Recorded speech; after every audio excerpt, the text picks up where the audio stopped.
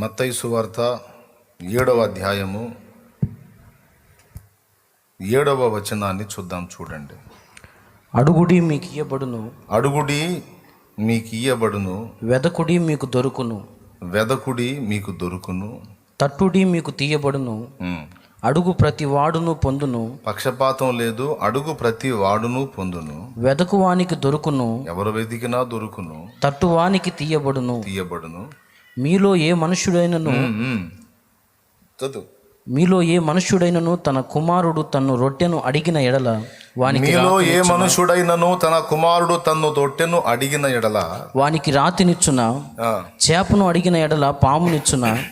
మీరు చెడ్డవారయుండియు మీ పిల్లలకు మంచి ఈవులనయ్య నెరిగి ఉండగా పరలోకమందున్న మీ తండ్రి తన్ను అడుగు వారికి అంతకంటే ఎంతో నిశ్చయముగా మంచి ఈవులనిచ్చును. చాలు. కావున మనుషులు మీకు ఏమి చేయవలనని మీరు కోరుకొందురో అలాగుననే మీరును వారికి చేయుడి. ఇది ధర్మశాస్త్రమును ప్రవక్తల ఉపదేశమునై ఉన్నది. మనం ప్రార్థనలో బాగా వాడుకగా వాడే పదాలలో ఇదొకటి. అడుగుడి మీకు ఇయ్యబడును అన్నావుగయ్యా, వెదకుడి మీకు దొరుకును అన్నావుగయ్యా, తట్టుడి మీకు తీస్తాను అన్నావుగయ్యా. నేను అడుగుతున్నా ప్రభువా, సహాయం చేయ తండ్రి అని ఈ వచనాలని మనం తప్పనిసరిగా దేవుని ముందు ఉంచుతాం. ఏ కొంచెం దేవుని వాక్యపు అవగాహన ఉన్న వ్యక్తికైనా ఖచ్చితంగా ఈ సంగతులు తెలుస్తాయి. ఇక్కడ రెండు విషయాలు స్పష్టంగా దేవుడు మనతో మాట్లాడుతూ ఉన్నాడు. ఒకటి, అడగండి మీకు ఇస్తాను, వెదకండి మీకు దొరుకుతుంది, తట్టండి మీకు తీయబడుతుంది. అడిగే వారిలో భేదము లేదు, ప్రతి వారు పొందుతారు అన్నాడు. ప్రతివారు పొందుతారు అన్నాడు. మొదటిదేమో అడగండి, రెండవది అడిగే వాని విషయంలో భేదము లేదు, అందరికీ అనుగ్రహించబడిద్ది. మూడవది ఏది అనుగ్రహించబడిద్ది అక్కడ చెప్పాడు, ఏది అనుగ్రహించబడిద్దాం. 3 సంగతులు. మొట్టమొదటిది అడుగుట, దాని యొక్క అవసరత. రెండవది అడిగేవాని యోగ్యత. అడగటం అనేది అవసరమైన సంగత. Question number 1. క్వశ్చన్ నెంబర్ 2, అడిగేవానికి యోగ్యత అవసరమా? మూడవది, మరి అడుగుతున్న వానికి దేవుడిచ్చే జవాబు ఎలాంటిది అనేవి 3 సంగతులు. 3 ఎందుకులే 2 చేసుకుందామంటే, అడిగే సంగతి, అడిగేవాని యొక్క అర్హత 2 కలిపి ఒకటేసుకొని అడిగేదానికి దేవుడిచ్చేటువంటి సమాధానం ఏంటి అనేవి ఈ 7 నుంచి 12 వచనాల్లో చెప్పేశాడు దేవుడు. ఈ వాక్య భాగంలో ఈ 3 ప్రశ్నలు కొద్దిగా మనం పరిశీలించుకుందాం. మొట్టమొదటిది అడుగుట యొక్క అవసరత. దేవుణ్ణి అడగటం అనేది అవసరమా? అడుగుటను మరొక మాటలో చెప్పాలంటే ప్రార్థన. ప్రార్థనలో అడుగుట కూడా ఒకటి. విజ్ఞాపన, కృతజ్ఞతాస్తుతి, యాచన, ఇంకా 4 ఉంటాయి కదా. ప్రార్థన. ప్రార్థనలో విజ్ఞాపన, యాచన, కృతజ్ఞతాస్తుతి. మొదటి తిమోతికి రాసిన మొదటి పత్రిక 2వ అధ్యాయము 1వ వచనం నుంచి చదివితే ఎలాగుంటుంది చూడండి. అన్నిటికంటే ముఖ్యముగా రాజుల కొరకును, అన్నిటికంటే ముఖ్యముగా మనుషులందరి కొరకును, రాజుల కొరకును, అధికారుల కొరకును విజ్ఞాపనములను, ప్రార్థనలను, యాచనలను, కృతజ్ఞతాస్తుతులను చేయవలని హెచ్చరించుచున్నాను అనేది కూడా ఒకటి ఉంది. అక్కడ 4 వచ్చినాయి. కాబట్టి ప్రార్థన అనే దానిలో 3 భాగాల కింద వేసుకుందాం. ఒకటి ఆల్రెడీ ప్రార్థన అన్నాడు కాబట్టి 3. ఒకటి యాచన, విజ్ఞాపన, కృతజ్ఞతాస్తుతులు. సో ప్రార్థన అనే దీనిలో అడుగుట అనేది ఒకటి ముఖ్యమైన సంగతి. ఇప్పుడు దేవుడు సర్వజ్ఞుడు, అనంత జ్ఞాని, అన్నీ తెలిసినవాడు, అన్నీ ఎరిగినవాడు కదా. కానీ అనేక సార్లు నన్ను అడుగు అడుగు అడుగు అడుగు అని దేవుడు కోరినట్టు మనకు కనపడుతుంది. దేవుడికి అన్నీ తెలిసి కూడా ఆయన కొన్ని నెరవేర్చడానికి మన వైపు నుంచి అనుమతి కోరుతాడు. మన వైపు నుంచి అనుమతి కోరుతాడు. కళ్ళు లేని గుడ్డివాడు తన దగ్గరకు వస్తే నేను నీకేం చేయకూరుచున్నావు, ఎందుకు నన్ను పిలిచావు అన్నాడు. కళ్ళు లేనివాడు కళ్ళు కావాలని తెలియదా? ఏం అడుగుతాడో. అటువైపు నుంచి రాంది యేసయ్య ఏం చేయలే. అట్లా మీరు గమనించి చూడండి.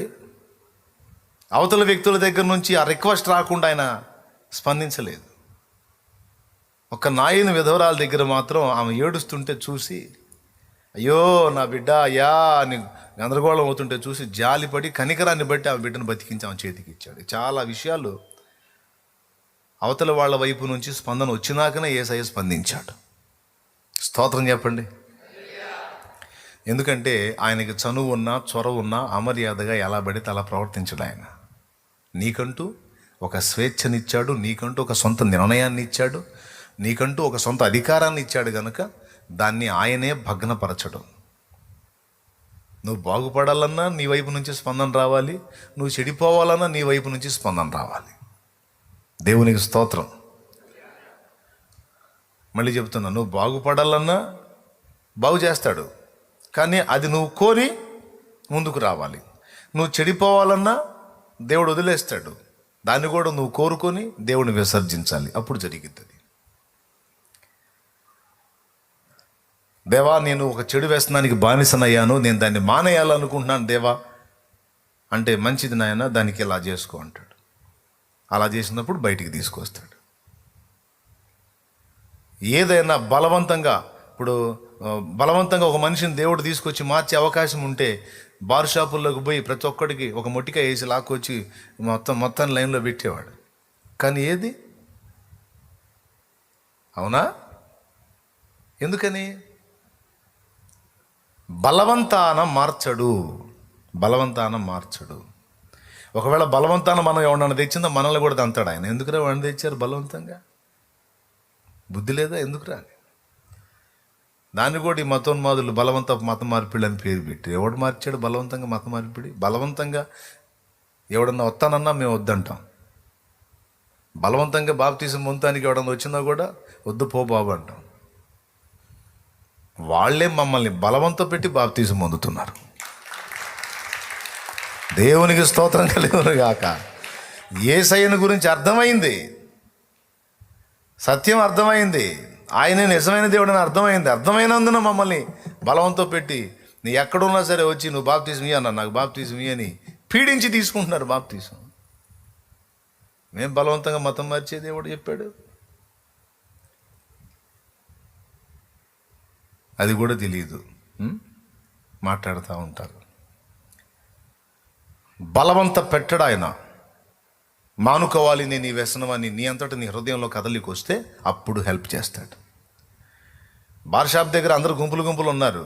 బలవంతంగా దేవుడు తీసుకొచ్చే పని అయితే సినిమాలు ఖాళీ, బార్ షాపులు ఖాళీ, వ్యభిచార కూపాలు ఖాళీ, అన్నీ ఖాళీ అయిపోతాయి. మొత్తం కలిసి చర్చిలో కూర్చుంటారు.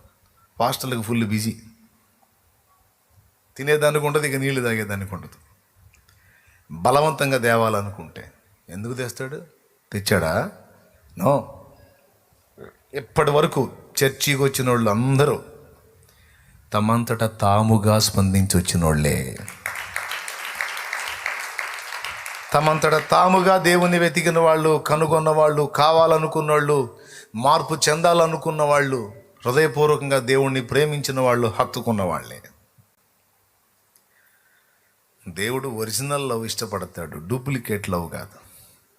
డూప్లికేట్ లవ్ ఉంటుంది, తెచ్చిపెట్టు, అది కాదు రియల్ లవ్. నిజమైన ప్రేమను ఆశిస్తాడు. అందుకే ఎవరిని బలవంత పెట్టాడు. నేను బార్ షాపులోనే ఉంటా అంటే ఉండు బాబు. ప్రభా నేనేంటి ప్రభా, నాకేంది ఈ కర్మ, నేను ఇలా వద్దనుకుంటున్నాను, కానీ సాయంత్రానికి ఇక్కడికి ఆకర్షింపబడుతున్నాను. నాకు ఇష్టం లేదయ్యా.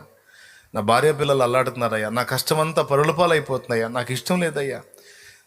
తాగుబోతుడు, వ్యభిచారం చేస్తాడు. ప్రభువా, నేను ఎందుకు ఇలాగ అయిపోతున్నాను ప్రభువా?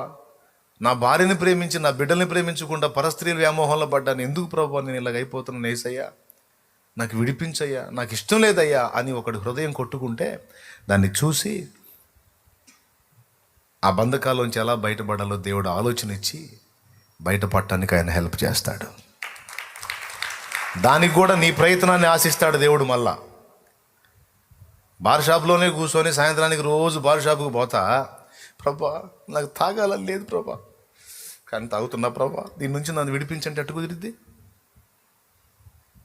దేవుడు అంటే నిజంగా మానుకోవాలనుకుంటున్నాను. నిజంగా ప్రభా, అట్లయితే బార్ షాప్కి ఎందుకు పోతావు? సాయంత్రం కాగానే నా సన్నిధికి రా అంటాడు. సన్నిధికి రాలేను ప్రభా, నేను తాగాల్సిందే ప్రభా. మరి వద్దనుకుని మానుకోవాలనుకుంటున్నాను అన్నావు కదరా. మానుకోవాలనుకున్నప్పుడు చిన్న ప్రయత్నం చేయరా నాయనా, కుమారా, ఒక చిన్న ప్రయత్నం చేయి. ప్రయత్నం చేయలేను ప్రభా, తాగాల్సిందే ప్రభా. మరి ఇంకెందుకురా మాట్లాడుతావు? మానుకోవాలనుకుంటున్నాను ప్రభా, ఇంకెందుకురా మాట్లాడుతావు? మరి తాగిక సైలెంట్గా తాగు. మరి చేసేది నిజంగా దాని మీద నీకు జయం రావాలని కోరుకుంటే, అది వదిలించుకోవాలని కోరుకుంటే, దాని నుంచి విడుదల పొందే మార్గం నేను చూపిస్తారా అటున్నాడు అని సన్నిధికి రమ్మంటాడు. ఫాస్టింగ్ ఉండమంటాడు. ఒక 2-3 రోజులు ఉపవాసం ఉండు నాయన. నీలో నిస్త్రాణమైన నిగ్రహ శక్తి నేను మేలుకొల్పుతా. ఏ బలహీనతను అధిగమించలేకపోతున్నావు దాన్ని జయించే శక్తి నేను ఇస్తాను నీకు నా ఆత్మ ద్వారా. నీ వంతు ప్రయత్నం నువ్వు చేయాలి. కొంతమంది శోధింపబడే స్థలాల్లో ఉండి, ప్రభా ఈ శోధన నుండి నన్ను తప్పించు తండ్రి, తప్పించు ప్రభా, ఈ శోధన ప్రభా, ఈ శోధన ప్రభా అంటే సోది మొహవాడు ఆడు ఎందుకున్నావురా అంటాడు. ఆడెందుకున్నావురా నువ్వు? నేను ఆడు ఉండమన్నానా నిన్ను? శోధింపబడే స్థలం అని తెలియదా? అక్కడికి పోతావు, అక్కడే ఉంటావు. అమ్మా బుద్ధి లేదానా? శోధన ప్రభా, శోధన తప్పించు ప్రభా అని సోది మొహం వేసుకొని చెప్పకపోతే అసలు ఆడకు పోకుండా ఇట్రా మాట్లాడతాడు. నేను రాలేను ప్రభా, ఎటు పోలేను ప్రభా, ఈ శోధన నుండి తప్పించు ప్రభా అంటే మెడకు తాడేసి లాగాలి పక్కకిగా. దేవునికి స్తోత్రం కలుగును కాక. హల్లెలూయా చెప్పడం గట్టిగా. మరి ఎట్ట తీయాలి నిన్ను పక్కకి? ఆ పని దేవుడు చేయడు. మెడకు తాడేసే లాగి పక్కకు లాగే ఛాన్స్ ఉంటే ఇప్పుడు అందరి మెడలకు తాళ్ళు ఉండేవి. ఆ పని చేయడు. స్వేచ్ఛ. నీ అంతట నీ హృదయంలో ఆరాటం, పాపమును అసహించుకొని ఇది నాకొద్దు, నేను దీనిలోంచి బయటపడాలని నీ గుండె స్పందించి నువ్వు అడుగేస్తే, ఒక్కడుగు నువ్వు వేస్తే 100 అడుగులు నీ కోసం వేస్తాడు ఆయన. ఇటువైపు నుంచి అంటే మానవ లోకం లేక మానవ సమాజం వైపు నుంచి స్పందన వస్తేనే పరలోకంలో స్పందన వచ్చిద్దని మత్తయి సువార్త 18లో చెప్పాడు ఆయన. చెప్పాడు, భూలోకములో మీరు వేటిని బంధింతురో పరలోకంలో నేను వాటిని బంధిస్తాను, దేన్ని విప్పుతారో దాన్ని విప్పుతాను అన్నాడు. అంటే పరలోకం భూలోకాన్ని ప్రభావితం చేస్తుందా? భూలోకం పరలోకాన్ని అంటే భూలోకమే పరలోకాన్ని ప్రభావితం చేస్తుంది. ఇటు స్పందన, అక్కడ ప్రతిస్పందన. ఓకే, అంతేగాని బలవంతంగా దేవుడు ఏం చేయడు. అందరు చెప్పండి, బలవంతంగా దేవుడు ఏమీ చేయడు. కాబట్టి నీకు అక్కరలు తెలుసు, అవసరాలు తెలుసు, సమస్యలు తెలుసు, ఇబ్బందులు తెలుసు, నువ్వు పడుతున్న నానా బాధలన్నీ తెలుసు దేవునికి. వాటి విషయంలో నువ్వు ఎంత నలుగుతున్నావో, ఎంత ఆవేదన పడుతున్నావో, ఎంత కృంగిపోతున్నావో, ఎంత ఏడుస్తున్నావో, ఎన్ని అవమానాలు ఎదుర్కొన్నావో అన్నీ తెలుసు ఆయనకి. తెలిసి కూడా మౌనంగా ఉంటాడు. తెలిసేట మౌనంగా ఉంటాడు అన్న. అదేంది అసలు? అదేం పద్ధతి? అదేం దేవుడు అంటారా? మరి అదే దేవుడు అంటే. తెలియగానే పరిగెత్తుకుంటూ వచ్చి హడావుడి చేయడు. తెలిసిన గమనించి చూస్తూ ఉంటాడు. ఎందుకంటే ఇన్ని బాధలు పడుతున్నాడు, ఇన్ని బాధలు పడుతుంది, ఏదన్నా నా పాదాల దగ్గరికి వచ్చి అర్థిస్తే ఏదన్నా చేద్దాం అన్నట్టుగా కనిపెట్టుకుని ఉంటాడు. అప్పుడు మనం దేవుని యొద్దకు వచ్చి ఆయన సన్నిధిని వెతికి ఆయన తలుపు తట్టి ఆయనను అడగాలి. అర్థమైందా? అడుగుడి, వెదకుడి, తట్టుడి. ఇప్పుడు మధ్యలో పాయింట్ ఏదైతే ఉందో దాన్ని నంబర్ 1లో పెట్టాలి. చివరి పాయింట్ ఏదైతే ఉందో దాన్ని నెంబర్ 2లో పెట్టాలి. మొదటి పాయింట్ ఏదైతే ఉందో దాన్ని నెంబర్ 3లో పెట్టాలి. ఆ 3 మాటల్ని వరుస క్రమం కరెక్ట్గా పేర్చాలి మనం. అడుగుడి మీకు ఇయ్యబడును, వెదగుడి మీకు దొరుకును, తట్టుడి తీయబడును అన్నాడు కదా. అది కాదు క్రమం. ఆయన సన్నిధిని వెతకాలి. ఆయన సన్నిధిని మనం పొందుకున్నప్పుడు ఆయన ద్వారబంధమును తలుపును తట్టాలి. తలుపు తీసినప్పుడు అడగాలి. దేవునికి స్తోత్రం కలుగును గాక. అది క్రమం.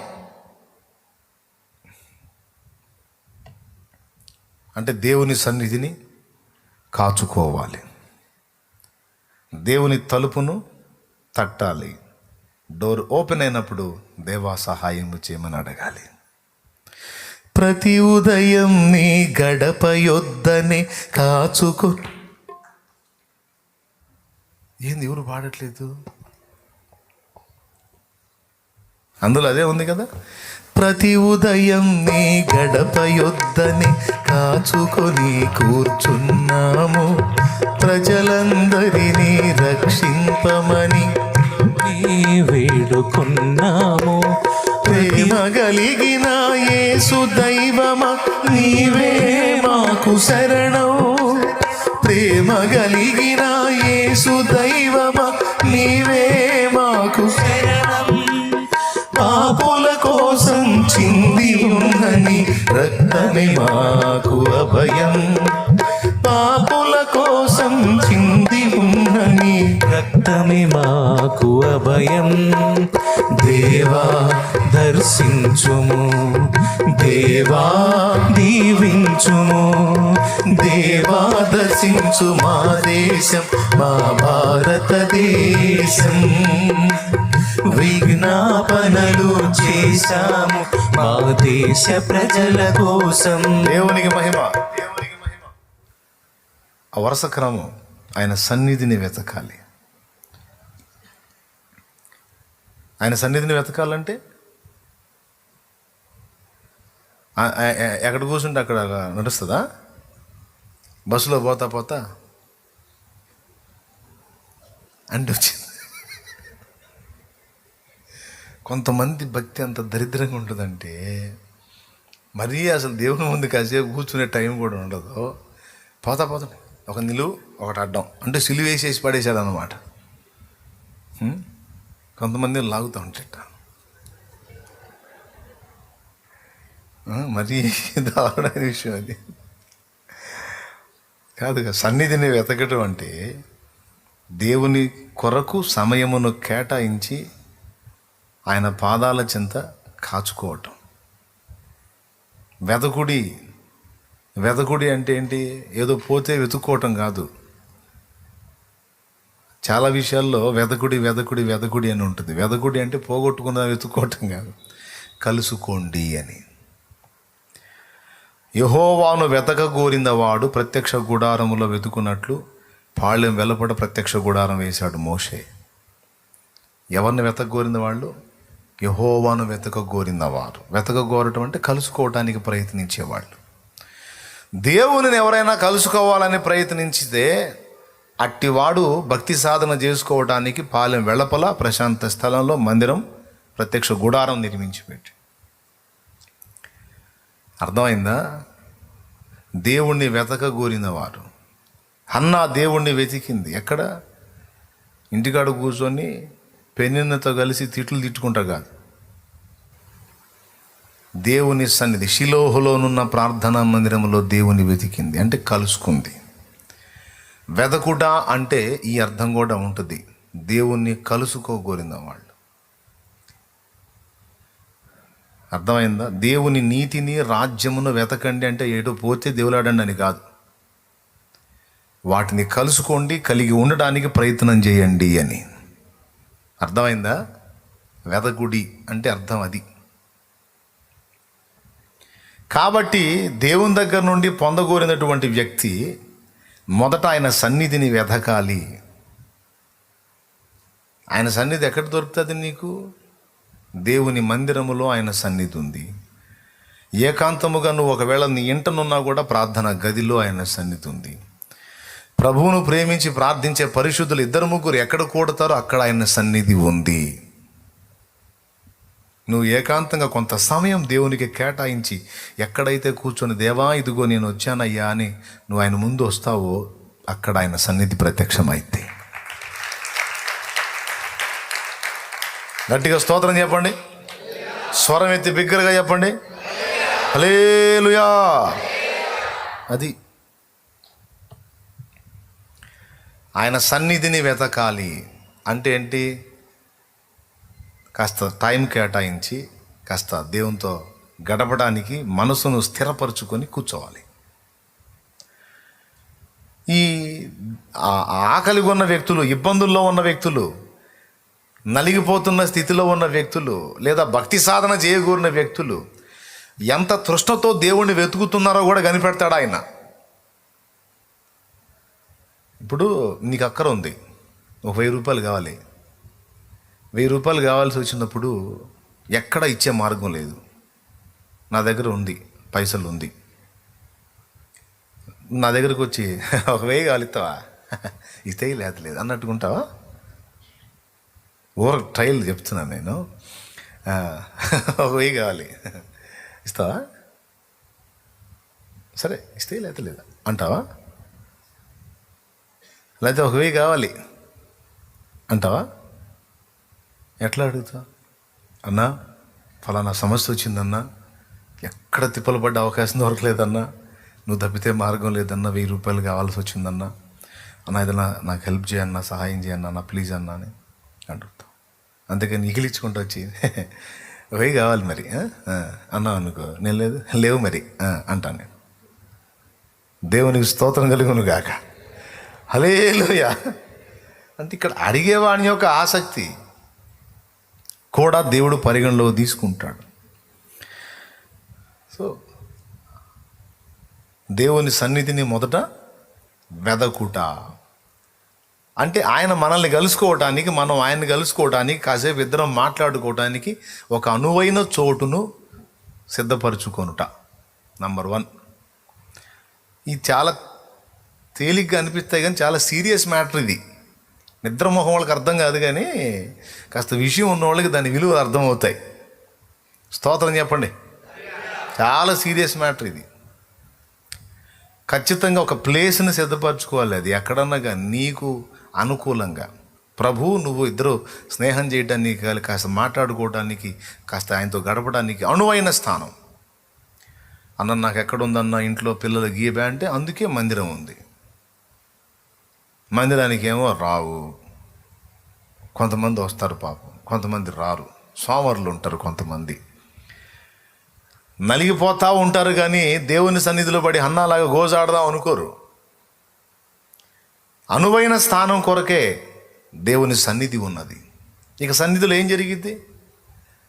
టమాటాలండి, పల్లి బఠానీ చెనే అని ఉంటాయాడా? మునక్కాయలండి, వంకాయలండి, దొండకాయలండి, దోసకాయలండి, బీరకాయలని అంటాడు. ఏమన్నా వ్యాపారాలు జరుగుతాయా? సన్నిధిలో కేవలం ప్రార్థన, స్తుతి, ఆరాధన, విజ్ఞాపన, దేవుని సంబంధమైన విషయాలు. నువ్వు ఎటుగుడి దేవుని వెతకూరావు కనుక అది లభించే చోటు ఇది. కనుక తప్పనిసరిగా నీకు ఇంట ఒకవేళ నీకు గది సిద్ధపరచుకొని ఉంటే స్తోత్రం. పెద్ద పెద్ద ఇల్లు కడతారు కొంతమంది, ప్రార్థన గది ఉండదు, ఉండాలి. లేకపోతే అవసరమైతే మీకు ఒకవేళ డాబా ఉంటే, ఒక బిల్డింగ్ ఉంటే, సింగిల్ స్టేర్ బిల్డింగ్ అయినా పర్లా, పైన ఒక రేకుల షెడ్ వేసుకో, హాయిగా దేవుని కలుసుకోవడానికి అనువైన స్థానం ఏర్పరచుకోవటి. రేకుల షెడ్డే ఉందా? సో చేయగలిగిందే ఉంది, దేవుని మందిరమే ఇక నీకు అనువైన స్థానం. కాస్త కేటాయించు టైము. పగలంతా చాకిరి చేసుకో, ఏం ఫీల్ కాడు దేవుడు. సాయంత్రం రా, కాసేపు కూర్చో ప్రశాంతంగా దేవుని సన్నిధిలో మాట్లాడుకో, దేవునితో మనసు విప్పి వెతుకు ఆయన సన్నిధిని, అనువైన స్థానాన్ని సిద్ధపరచుకో, కూర్చో. మొదటి సంగతి ఆయన సన్నిధిని వెతకాలంటే ఆయన కలుసుకునే స్థానమును సిద్ధపరచుకోవాలి, ఒక ప్రదేశంలో కూర్చోవాలి. రెండవది, ఆయన నీ మనవి వినుదాకా నువ్వు ఆయన తలుపు తట్టాలి. దేవునికి స్తోత్రం కలుగును గాక. ఆయన తలుపు తట్టడం అంటే ఏమిటి? దేవుని తలుపు తట్టడం అంటే ఏమిటి? ఉండి భిక్షగాడు డైరెక్ట్గా వచ్చి తలుపు తట్టి ఇంటికాడ మెయిన్ గేట్ దగ్గర తలుపు తట్టి ధర్మం అంటాడా? నో. బయట ఉండి ఆ లోపల ఉన్న వ్యక్తిని ఫస్ట్ గనపరుస్తాడమ్మా, ధర్మ తల్లి, అది తల్లి, ఇది తల్లి, అట్లాంటి తల్లి, ఇట్లాంటి తల్లి అని ఆమెని ఆకాశానికి ఎత్తుతాడు. ఎవరబ్బా నన్ను మా ఆయన కూడా పొగడ్డు, బయట బజార్లో ఎవడు ఎంతసేపు గుర్తించాడు నన్ను అన్నట్టుగా ఆ కిటికీలను చూస్తే అమ్మా మహాతల్లి అమ్మా, నువ్వు వేయకపోతే నాకు దిక్కులే తల్లి, తలుపుది అమ్మా, ధర్మం చే అమ్మా, నువ్వు అలాంటి ధనము ఎలాంటి ధనము, డోర్ ఓపెన్ అయింది అంటే ప్రస్తుతిస్తాడు ఆమెని. తలుపు తీసి ఏమయ్యా అంటే ధర్మం అంటాడు. తలుపు తీయునంత వరకు ఆమెని ఘనపరిచి మాట్లాడదు. ఒక అనువైన స్థానమును సిద్ధపరచుకునుట, అక్కడ దేవుని కొరకు ఎదురు చూచు కూర్చోవాలి. మోకాళ్ళేసో, నిలబడో, సాష్టాంగపడో, సాగిలపడో, నీ కాళ్ళు పనిచేయలేదు బోర్లబడు, అయితే నిద్రపోవకు. కొంతమంది సాష్టాంగ పడమన్న వంకతో బోర్ల పడేదని నిద్రపోయి బాగా ఫుల్గా నిద్రపోయి లెగుస్తారు. ఏం ప్రార్థన? అసలు మామూలు ప్రార్థన, దర్శనాలు కూడా కనపడ్డాయి నాకు అనుకుంటలేదు. హృదయంలో భారం ఉంటే నిద్ర రాదు. కొంతమంది అసలు ఏందో నేను ప్రార్థన చేస్తుంటే బల్లి నిద్ర వస్తుందా నాకంట. నేను చూస్తాను అసలు నీకు భారం ఎడితే కదా నిద్ర రాకుండా ఉంటాను. ఇప్పుడు అబ్బాయి ఆసుపత్రిలో ఉన్నాడు, ఇంకా ప్రార్థనలో నిద్ర వచ్చిద్దా? మన పక్కన కూర్చొని ఎవరన్నా ఇతరులు మన పక్షంగా ప్రార్థన చేసేవాళ్ళు కునుకుపాట్లు అట్ట మౌనం అయిపోతే కళ్ళు తెరిచి పెట్టామని కొట్టి, ఏంది వదినా ప్రార్థన చేయమని, నిద్రపోతావు ఏంది, పిల్లగాడు బాగా చెయ్యి అని కూర్చుతారు. అవునా కదా? ఏమో నిద్రపోదు, పక్కన కూడా ఏమో జరిసిన సరుపు దెబ్బ కేకలు పెడతా చేయాలని కూడా ప్రార్థన. ఎందుకు? పిల్లగాడికి బాగలేదు. మరి అట్లా భారం లేని వ్యక్తులకు నిద్ర, హృదయంలో భారం ఉండి, పరిస్థితుల భక్తుడు ఉండి, తీవ్రత ఉండి నిద్ర ఎక్కడి నుంచి వస్తుంది? ఆ వాక్యం చదివేటప్పుడు ఏందన్న తెగ నిద్ర వస్తుందంటే అంత భారంగా చదువుతున్నావు. మరి వాక్యం ఎంత తీవ్రంగా చదువుతున్నావంటే, ఎంత ఇంట్రెస్ట్ చదువుతున్నావంటే, ఎంత అన్వేషణతో చదువుతున్నావంటే, ఎంత ఆకలితో చదువుతున్నావంటే, అమ్మా ఇప్పుడు బైబిల్ చదవాలి కాదు. కొక్కెర రోగం వచ్చిన కోళ్ళలాగా సొరుక్కుంటూ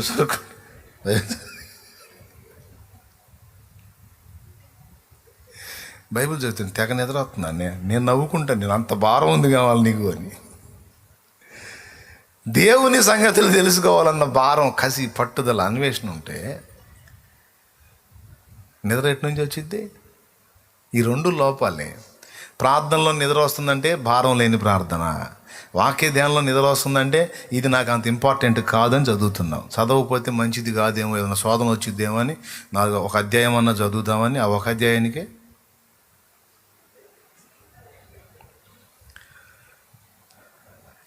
అదే నిజంగా దేవుని సత్యాలు తెలుసుకోవాలి, నాకు చాలా డౌట్స్ ఉన్నాయి, బైబిల్ని పరిశీలించాలి అని ఆరాటంతో చదువు. నిద్ర ఎట్టొచ్చుద్దో చూస్తాను నేను. ఆ చదివేటప్పుడు ఎవడన్నా కదిలిస్తే పిచ్చ కోపం వచ్చింది. ఇంట్రెస్ట్, ఒక మ్యాటర్ కోసం మనం తిప్పలు పడుతున్నాం, అది స్టడీ చేస్తున్నాం. అలాంటి టైంలో ఎవడన్నా వచ్చి కదిలిస్తే పిచ్చ కోపం వచ్చింది అంటాం. ఎందుకంటే నాకు కావాల్సిన పాయింట్ కావాలి. నాకు హృదయంలో భారం ఉంటే ప్రార్థనలో నిద్ర రాదు, ధ్యానంలో కూడా నిద్ర రాదు. కాబట్టి అనువైన స్థానము చూచుకున్నట్టు అనేది మొదటి విషయము, దేవుని కలుసుకోవటానికి. రెండవది, దేవుడు మన కొరకు తలుపు తీయున్నట్లు ఆయనను ప్రస్తుతి చేయుట.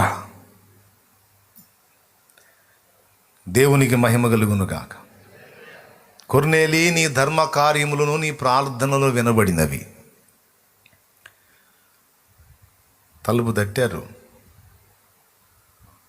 పద్మాసు ద్వీపమున యోహాను తట్టాడు, పరలోకపు తలుపు తెరవబడింది. యెహెజ్కేలు తట్టాడు, పరలోక తలుపు తెరవబడింది. యెషయా 6లో యెషయా తట్టాడు, అత్యున్నత సింహాసనం అందు ఆసీనుడై ఉన్నవాని దర్శనము కలిగింది. తలుపు తీశాడు.